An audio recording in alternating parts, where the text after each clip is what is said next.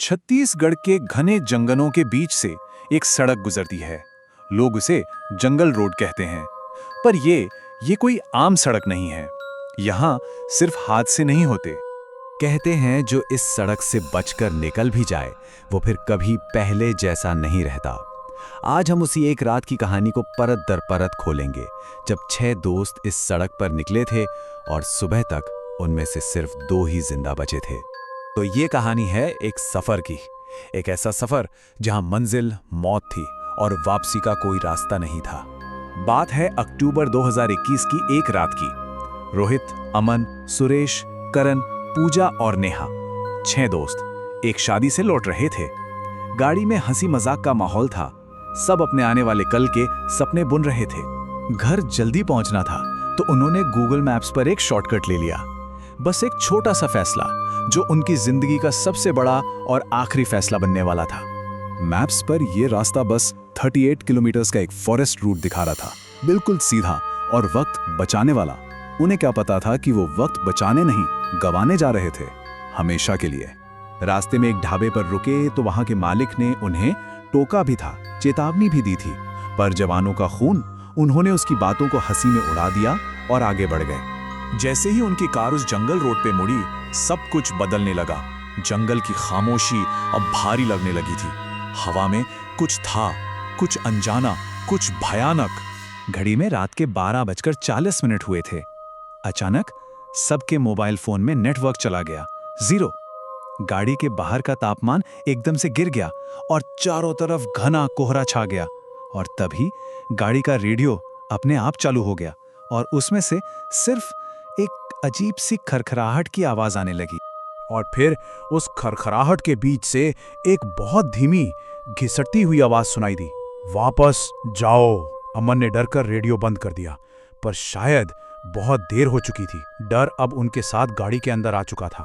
ठीक उसी वक्त कार की हेडलाइट्स में उन्हें सड़क के बीचों बीच कोई खड़ा हुआ दिखाई दिया। सफेद कपड़ों में एक औरत। करण ने पूरी ताकत से ब्रेक लगाया, लेकिन वो औरत वो गाड़ी के बोनेट के आर पार ऐसे निकल गई जैसे वो वहां थी ही नहीं, जैसे कोई धुआं हो। और अगले ही पल गाड़ी के ठीक पीछे से एक जोरदार थड़ की आवाज आई। सब डरते डरते गाड़ी से नीचे उतरे और जो उन्होंने देखा, उनके पांव तले जमीन खिसक गई।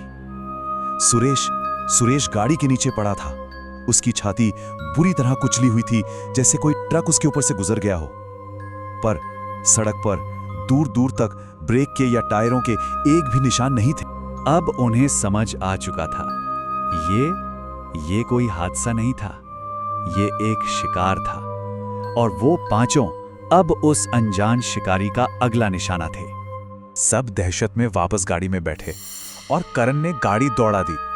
पर जब अमन ने साइड मिरर में देखा तो उसके होश उड़ गए। एक काली परछाई उनकी गाड़ी के साथ साथ दौड़ रही थी।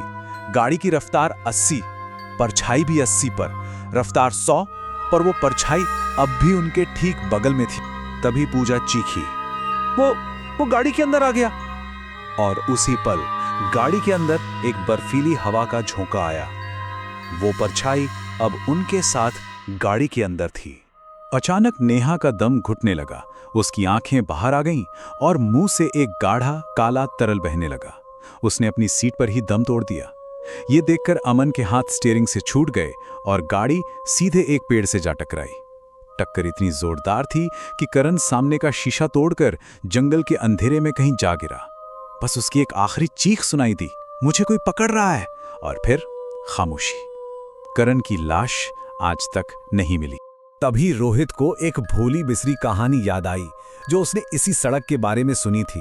कहते हैं सालों पहले ये इलाका अवैध मानव तस्करी का अड्डा था। न जाने कितने लोगों को यहां मारकर इसी जंगल में फेंक दिया गया। उनकी लाशें कभी नहीं मिली और अब उनकी भटकती हुई आत्माएं इस सड़क पर अपने शिकार का इंतजार करती हैं। टक्कर के बाद टूटी हुई गाड़ी में अब सिर्फ 2 लोग बचे थे, रोहित और पूजा। बाहर सिर्फ घना अंधेरा और मौत की खामोशी थी। रोहित ने गाड़ी स्टार्ट करने की कोशिश की, पर इंजन बंद हो चुका था। अब बचने का, भागने का कोई रास्ता नहीं था। तभी सड़क पर वो औरत फिर से दिखाई दी, पर इस बार उसका चेहरा बिल्कुल साफ था आंखें खून से लाल और उसका मुंह एक अजीब तरह से पूरा खुला हुआ था। वो चल नहीं रही थी, वो जमीन पर सरकती हुई उनकी तरफ आ रही थी। रोहित ने पूजा का हाथ कस के पकड़ लिया, पर एक अनदेखी ताकत ने पूजा को उसकी पकड़ से खींच लिया। जंगल में उसकी एक आखिरी चीख गूंजी और फिर सब शांत हो गया। सड़क पर सिर्फ उसका दुपट्टा पड़ा रह गया। अगली सुबह जंगल की पेट्रोलिंग टीम को रोहित गाड़ी में बेहोश मिला। पुलिस की रिपोर्ट में लिखा गया, दुर्घटना और सदमे से पैदा हुआ मतिभ्रम। लेकिन अस्पताल में होश आने पर रोहित ने सबसे सिर्फ एक ही बात कही, वो सड़क जिंदा है, वो लोगों को चुनती है। आज भी उस जंगल रोड पर अजीब घटनाएं होती हैं। आज भी वहां गाड़ियों के जीपीएस काम करना बंद कर देते हैं, इंजन अचानक रुक जाते हैं और कहते हैं रात 12:30 बजे के बाद वहां से किया गया कोई भी इमरजेंसी कॉल कभी कनेक्ट नहीं होता।